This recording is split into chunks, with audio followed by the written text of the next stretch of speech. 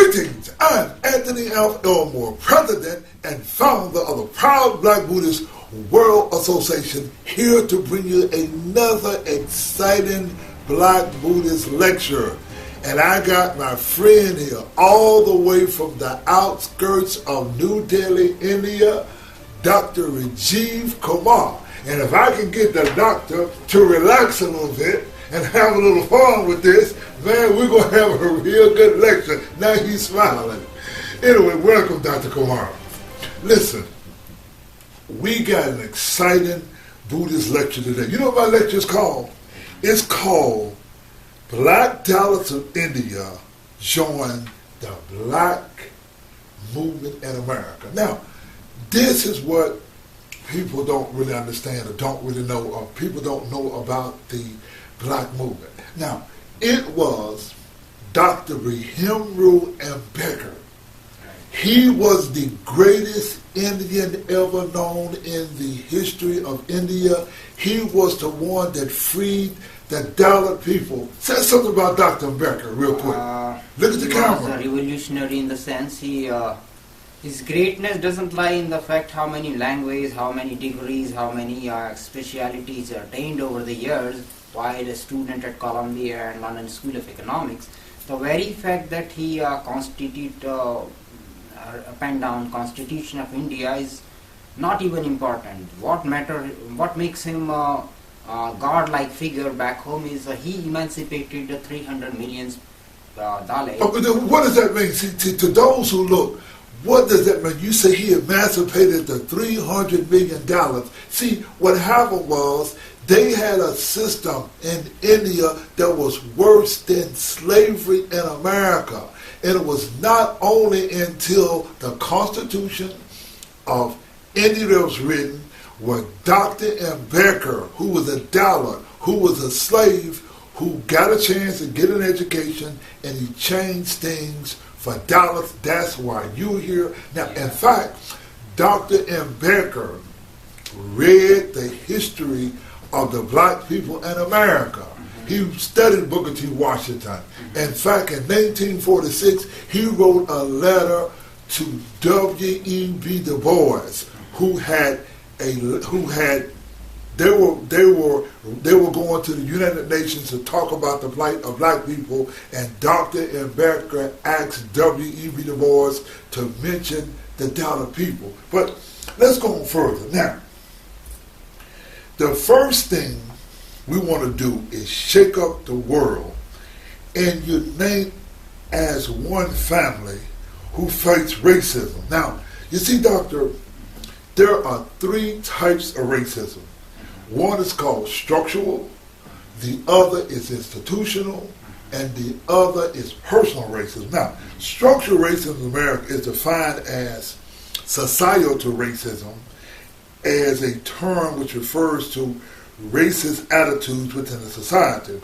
It is also called structural racism because, according to Carl E. James, society is structured in a way that excludes substantial numbers of people from minority backgrounds from taking part in social institutions. Now, let us approach structural racism from the standpoint of India 1900 years ago. See, what the world don't know is that the birth of racism is in India. Yes. And the birth of racism started in India 1900 years ago. Now, it was a system called the caste system. Now, the word caste means varna. Tell them what varna means. Varna means essentially color. Varna means what? Color. Color means color. Yeah. They set up a system based on color.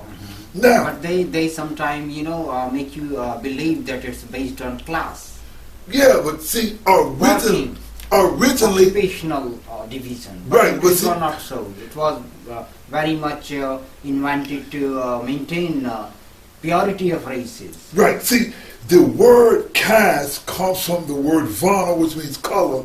Now, this system derived in a sanctified currency originally called Brahmanism that later evolved into a religion called Hinduism. Now, India created a black people called Chandala.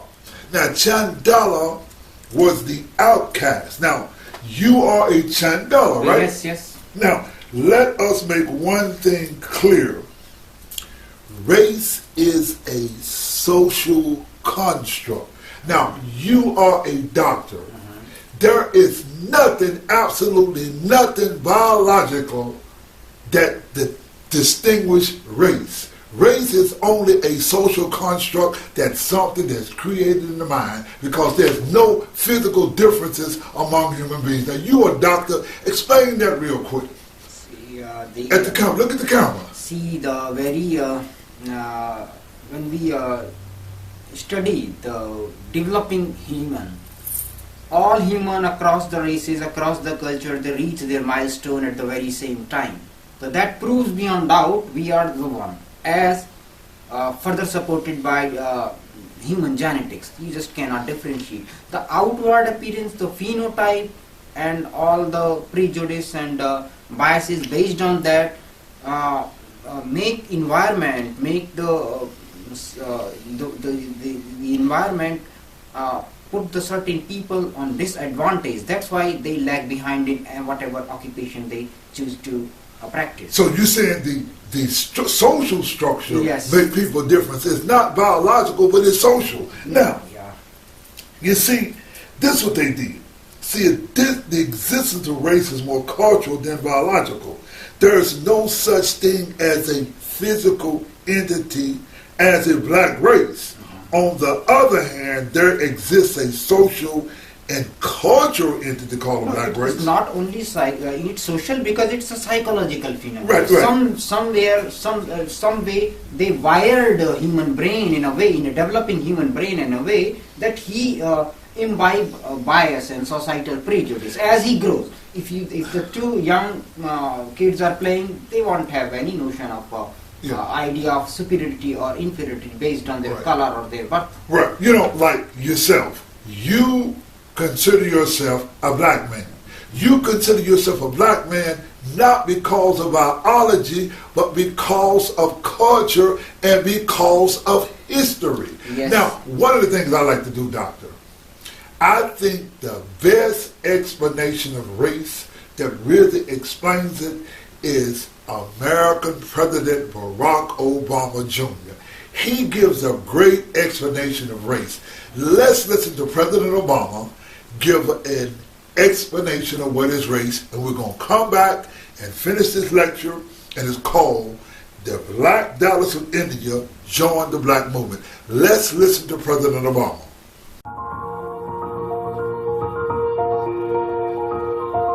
Race in America is in the eye of the beholder. We call Barack Obama our first African-American president because of the color of his skin. But in truth, he is of course biracial, born of an African father and a white mother from Kansas. The first line of your biography will almost certainly be not something you did, but who you are, the first African-American president. And yet, you're half white. You were raised by 3 white people, your mother and your 2 grandparents. And an Indonesian you can throw in And there. an Indonesian. Are you comfortable with this characterization of you? I am, actually. And the concept of race in America is not just genetic. Otherwise, the one-drop rule wouldn't have made sense. It's cultural. It's this notion of a people who look different than the mainstream, suffering terrible oppression, but somehow being able to make out of that a music and a language and a faith and a patriotism. Being black meant only the knowledge of your own powerlessness and your own defeat. Barack Obama once felt quite differently about race. And the final irony, should you refuse this defeat and lash out at your captors, they would have a name for that too. A name that could cage you just as good. Like paranoid, or militant, or violent, or nigger. The earth shook under my feet, ready to crack open at any moment. I stopped, trying to steady myself, and knew for the first time that I was utterly alone.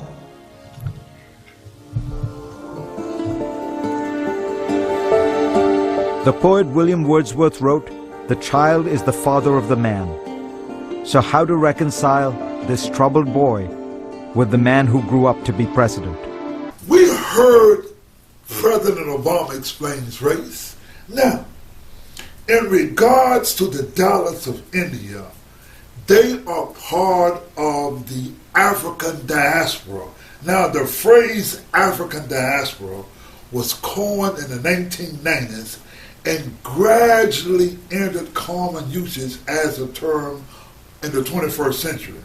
Now, the term diaspora originates from the Greek diaspora, literally means scattering, which gained popularity in English reference to the Jewish diaspora before being more broadly applied to other populations. You see, originally the Jews were Black Buddhists from India. They were the tribe of the Yavas. Now, but that's a whole different discussion. Now, the generic term of the people who left Africa were called Kushites. The Kushites ruled the entire world. Now, it was the 13th century Black Buddhist sage, Nichiren Shonin, explained that the highest teachings of the Buddha was the Lotus Sutra. The Buddha used the lotus or a symbol to explain his highest teachings. Now, the highest teachings of the Buddha is symbolized by the lotus flower, Doc. Now, what does that mean? The lotus flower has the seed and the flower at the same time. And this represents the immutable, unchangeable, and the absolute law of cause and effect. That's why it's called the lotus. Now, Nichiren writes that in the last 8 years of the Buddha's life, the Buddha intoned Myoho Renge Kyo. Now, the word Myo means correct. It also means to open. It also means unfathomable. Now, it also means wonderful. Now, the word Ho stands for law, and Renge means just cause and effect. Now, the essence of the Buddhist teachings is called Kyo. Kyo means all of the Buddhist teachings and all the teachings of the universe. Now, in short, the word Kyo means to overcome delusion. Now, Dr. Kumar, you as a scientist who should understand that all phenomena is the law of cause and effect. Now, we have archaeological evidence that Black people known as the Kushites control the world. Now, one of the things, Doctor, that we must understand, that the Kushites control the world, but what we have scientific records that natural disasters change things. For example, in the Indus Valley, well, first of all, we can go back to the Sahara Desert. The Sahara Desert used to be fertile ground, Yes. but the Sahara Desert dried up. People of the Kushites moved everywhere. In Japan, they were called the Anu. In Hawaii, they were different people. In China, they were different people. The whole world was Black people. Now, the people who we call white people, that is a genetic change in the people, but biologically we're the same people. Right. It's just the melanin of the skin. Right. It lighten up so people can get sunlight. But it never meant one person is superior of the other. No such thing like this happened. Now, what we have is archaeological evidence that Black people known as Kushites control the world. Now, how did a racist system like the caste emerge in India? Now, that's the thing that we got to understand. Now, what happened, Doctor, and what most people don't know, is that the Saravati River, see, you had the Saravati River civilization, and you had a civilization that was 2 times as large as Egypt and Mesopotamia put together. The Saravati River civilization is also known as the Indus Valley civilization, where they had a city that was twice, it took 2,000 years before the people who so-called white people had a civilization that can compare to the Indus Valley civilization, because they had running water, they had toilets, they had a city planning. But the river dried up and the people had to move. There was natural disasters in 1600 AD that killed the people. How did they lose their power? Because natural disasters. They had floods, they had storms, they had tornadoes, they had a lot of things that happened to change people. But there was something that happened in India that was man-made. Now, we have evidence that the Buddha Shakyamuni came from the Magadha Empire that was started by Sisu Naga. The facts of science prove that there were no people known as white people who controlled India until what is known as the Shaka era. Now, those of you who are watching this, I want you to look up the Shaka era.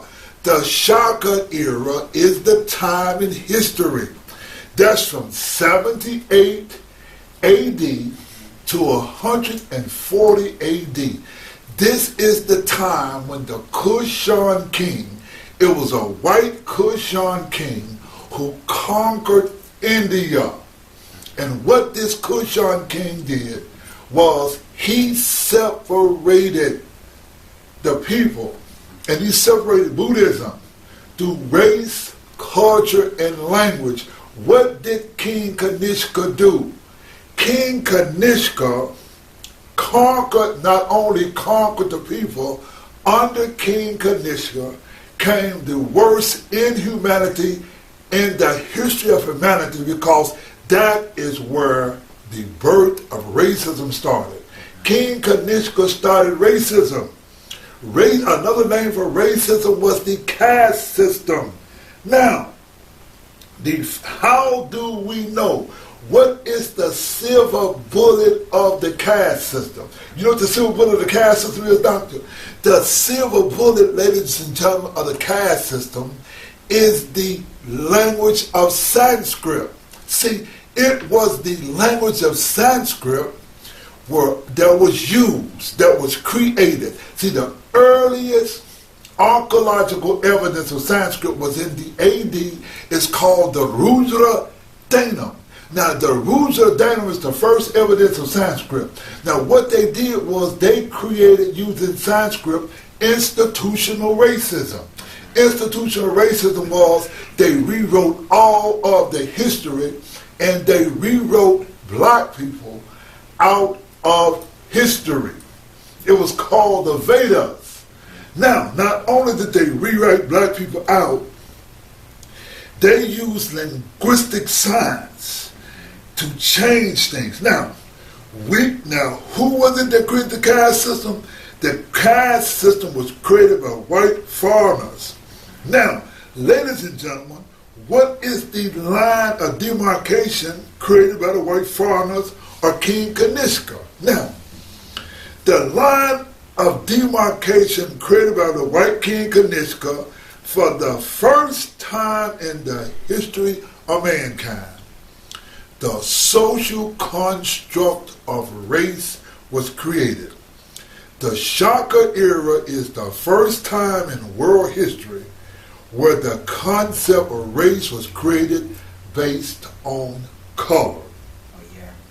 This concept was created by the white Brahmins, or the light-skinned Brahmins in India. Now, those blacks that agreed with this racist system, they were called Sutras. Now, you had, tell them, who was at the top? The Brahmins. Who was second? Followed by Kshatriya, then Vaishya, then at last... See, they don't know Kshatriyas. Kshatriyas were the soldiers. Yes. They were the fighters. Right. And then the Vaishyas, what? Vaishya, they were business people. Business people. And then the folk who did all the labor and all the hard work, them were the Sutras. They were treated Sudra. They were worst lot. And those kept fighting, they were labeled untouchable, Chandala. Those who kept fighting, they put them outside of the system they call untouchables. Now, this science and history brings us to the topic of our Buddhist lecture. Black Dalits joined the rooted black movement in America. See, historically, the people today called Dalits, or the outcasts, were the black people of India. From the time of the Shaka area, India created a white social stratum. Now, India's white social stratum came to be known and practiced as the Hindu religion, whereas the history, culture, and language was all rewritten to prove white superiority. Now, the major factor of white superiority was created through language. The language is called Sanskrit. Now, Sanskrit was used to rewrite world history, and the writings were called the Hindu Vedas, whereas white European races used Sanskrit and the Vedas to promote white superiority. Now, what I want people to do and what I want people to understand, I want you to Google, just Google the United States, the U.S. State Department, Secretary of State Rex Tillerson. Now, you don't have to go further. We don't have to go back in history. Just Google the State Department. You know what it says now on the U.S. State Department? See, you want to talk about black history and black people? You know what it says? It says this. It says, now this is Rex Tillerson's State Department, and Google it says, India is a source, destination, and transit country for men, women, and children subjected to forced labor, sex trafficking. Forced labor constitutes India's largest trafficking problem. Men, women, and children in debt, bondage, sometimes inherited from previous generations, are forced to work in brick kilns, rice mills, agriculture, and embroidery factories. The majority of India's trafficking problem is internal, and those from the most disadvantaged social strata, lowest caste Dalit members of tribal communities, religious minorities, and women and girls from excluded groups are most vulnerable. Within India, some are subjected to forced labor in sectors such as construction, steel, textile industries, wire manufacturing for underground cables, biscuit factories, pickling, horticulture, fish farms, and shipbreaking. Thousands of unregulated work permit agencies report lure adults and children under false promises of employment for sex trafficking and forced labor, including domestic servitude. What you have today, ladies and gentlemen, you have forced labor, you have slavery, and this is on the Dalit people. And why I am here, doctor, is that we want to bring the challenge of the Dalits into the black movement in America, because we all face the same thing, the same discrimination, the same rotten attitude, the same injustices we all face. Now, what you have in India is a racist system that started hundreds of years ago against black people in India called Dalit. Now they look at you, doctor, and they say, you don't look black. This is due to the intermixing over thousands of years, so all Indians look same. Do you know? They don't know that a man like, a person like Gandhi can go and Gandhi school little young black Dalit girls. Yeah, Gandhi gets up, no, Gandhi said, Gandhi gets up and he tells black people, oh, you Harajadan, you are children of God. You know why they call them children of God? Because them low-down Brahmins like Gandhi would go screw these little kids, get babies, and call them their children of God because we got. Tell them about that, what Gandhi did. He was Look at them. in the last days of Gandhi, he was busy experimenting with the truth. He was just trying to prove that he has overcome his carnal desires, and he can sleep with the naked, nubile young women without developing any desire for it. Just to prove him prove the control, he was doing this experiment when he was 78. I believe at this time, if even he cannot get the thing done, it's more like erectile dysfunction than proving anything else. See, what people don't know is that everybody, they marvel at Gandhi, but Gandhi was a guy who went on a fast to stop the Black Dalits of getting equal rights. That's the famous Pune Pact now, signed between Dr. Ambedkar and Gandhi. It was Dr. Martin Luther King who wrote, "Injustice anywhere is injustice everywhere." What I want to point out, that what is even worse than racism in India is the fact that you got black people in America who join whites and Asians to discriminate against the black people, the Black Dalits. You see, there are nutrient sets called the SGI, nutrient Shoshu, and nutrient Shu. And they all got together and they support the Hindu Brahmins. Hold on a second, I want to show you something. Just right here, Doctor. You know what? There's a book I bought, Doctor. This book is called The Lotus Sutra by Shinjo Shugoro. Now, this book is called The Lotus Sutra, Introduction to the Lotus Sutra. I bought this book. And the first thing I read in this book, Doctor, it said something about some sacred Sanskrit. How can a language that didn't even exist during the time of the Buddha become sacred? What's sacred about Sanskrit? Nobody never in the history of people ever spoke Sanskrit, because Sanskrit was never a spoken language.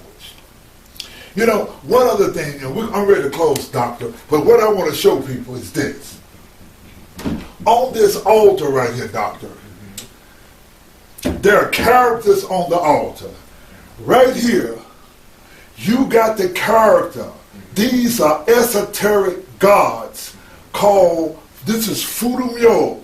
Fudumyo was a god from the Kala Sutra that Nitra put on here. And these are bija seeds. You can look at that. That's a bija seed. That's another one. And so you got another god. So you got Asian Mule. Now these are esoteric gods. In the way they teach Buddhism, they teach that these are Sanskrit. See, what these Japanese did was they used Sanskrit because they are part of the Hindu Brahmins. They support Brahmanism. Anyway, one of the things I want to point out, Doctor, is this. Through America, we inspire the Dalits. Now, one of the things that on July the 15th, 2017, you got the Dalit and the Black Symposium. We also have what is called, we got Black Lives Matter, and they got what? Tell them. Dalit Lives Matter. Dalit Lives Matter. They got, even in 1972, when America started the Black Panthers, they came up with the Dalit Panthers. So it was Dr. Ambedkar who read about this movement. Now, what we're going to do, Doctor, and the reason that we are here together, is that our goal is to bring the Black Dalits, and you are black, not because of color, you are black because of circumstances that we all face, and that is injustice and discrimination. So, Doc, I'm going to shake your hand, and what we want to do, Doctor, is that we together, we're going to join the Dalits and into the black movement in America for freedom, justice, and equality for all people. That's who we are. I'll be coming to India. and we're going to help join this movement together. I want to thank you for coming out. Let's give thumb ups to everybody. Thank you very much. Fighting in the world for freedom, justice, and equality, we're the best suited. We are called the Proud Black Buddhists. We're going to put you guys on alert in the 15th chapter of the Sutra, where the Buddhist Scholars of the earth. Them jive suckers who trying to knock us.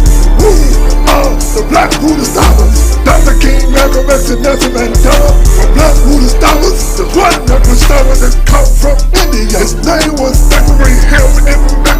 The old name for India is Eastern Ethiopia. From the land of India called Eastern Ethiopia, a great man called Shakyamuni Buddha. His great teacher was the Lotus Sutra. The Lotus Sutra teaches justice, freedom, and equality. We teach people how to be free. The teacher of the Sutra, we're the best suited.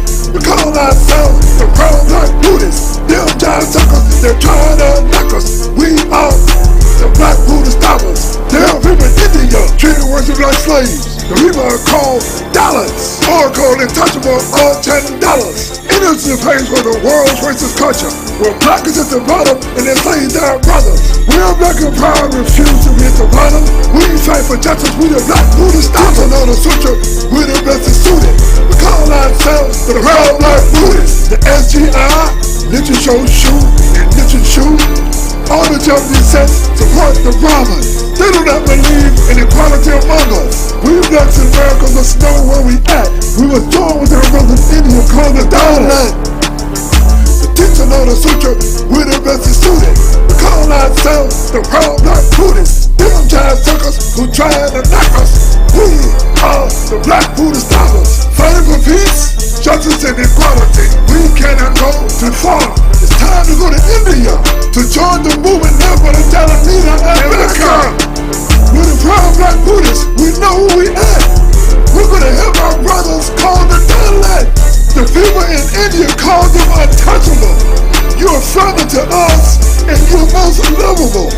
All them giant suckers who try to knock us, let them know that we're the Black Buddhist Scholars. Teaching on the Sutra, we're the best suited. We call ourselves the Proud Black Buddhists. Them giant suckers who trying to knock us. We are the Black Buddhist Scholars. There should be no more caste in the world. Black should not always be last. We should fight for equality of all human beings. The Buddha fought for equality.